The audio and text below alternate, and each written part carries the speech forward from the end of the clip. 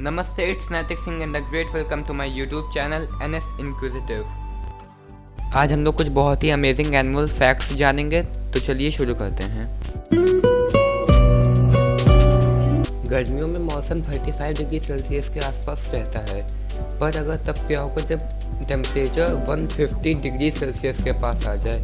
Of course ये बातें हम लोग उबल जाएंगे, पर एक माइक्रो ऑर्गेनिज्म है जिसका नाम है टार्डिग्रेड।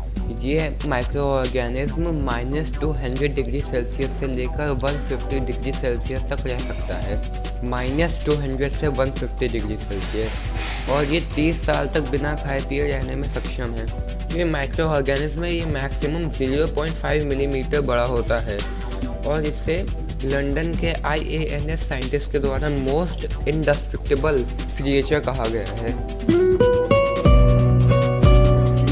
बिना खाए पिए हम लोग एक हफ्ते तक जिंदा रह सकते हैं, पर बिना पानी पिए 2 से या 3 दिन।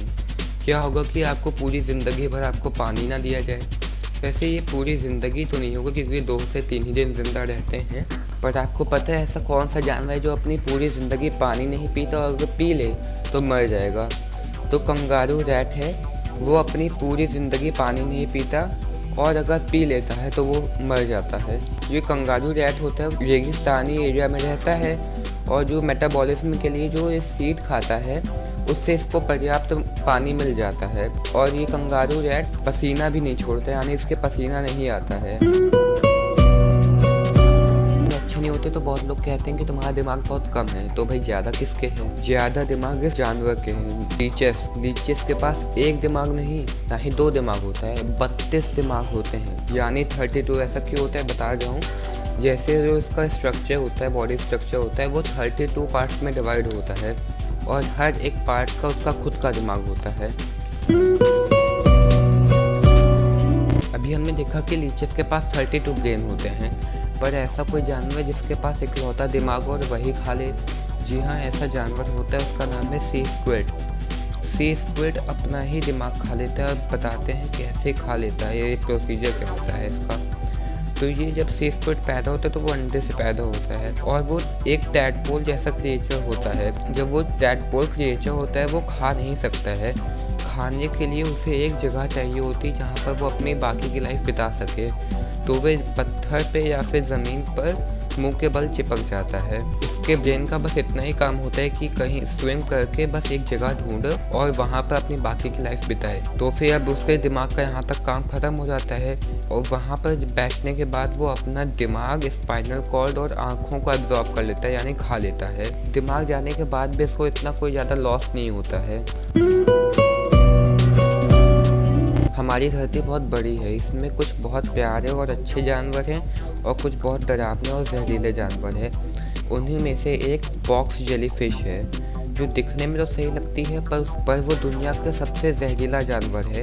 अगर बॉक्स जेलीफिश किसी को काट लेता है तो वो इंसान 2 से 5 मिनट के अंदर ही मर जाएगा। 2 से 5 मिनट में तो वो बेचारा हॉस्पिटल ही नहीं पहुँच पाएगा। कुछ स्पाइडर्स बहुत बड़ी होती हैं, और कुछ बहुत छोटी, कुछ बहुत मोटी और कुछ बहुत पतली। पर जो मोटी स्पाइडर्स होती हैं वो असलियत में मोटी नहीं होती हैं, वो उनका दिमाग होता है जो उनके पूरे शरीर में फैला होता है। स्पाइडर्स का इतना बड़ा दिमाग होता है कि वो उनके पैरों तक फैल जाता है।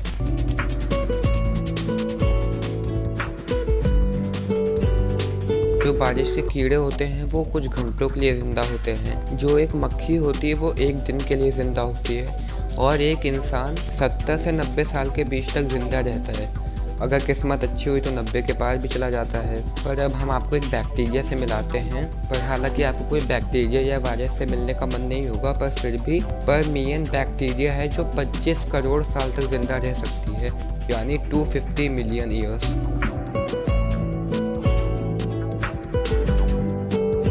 एक स्नेल होता है, वो 3 साल तक के लिए सो सकता है। वो ऐसा इसलिए करते हैं, अगर मौसम अच्छा नहीं होता है तो वो हाइबरनेट कर लेते हैं, जहां वो 3 साल के लिए सो सकते हैं। जो ऑस्ट्रिच का दिमाग होता है वो उसकी आँख से भी छोटा होता है, यानी उसका दिमाग उसकी आँख से भी छोटा होता है।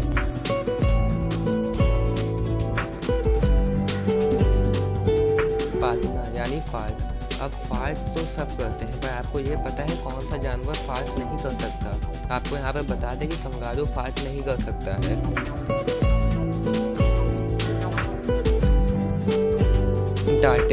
अंटार्कटिक तो आप गए नहीं होंगे, पर आपने उसकी बर्फ़ कहीं ना कहीं देखी होगी टीवी में या फिर मोबाइल में, जो बहुत अच्छी लगती है। पर आपको ये पता है कि जो अंटार्कटिक की बर्फ़ है वो 3% पेंगुइन्स की यूरिन होती है। जी हाँ, अंटार्कटिक की 3% बर्फ़ पेंगुइन्स की यूरिन होती है। तभी मैं सोचूं कि पेंगुइन्स चलते चलते इतना फिसल क्यों जाती हैं। आपको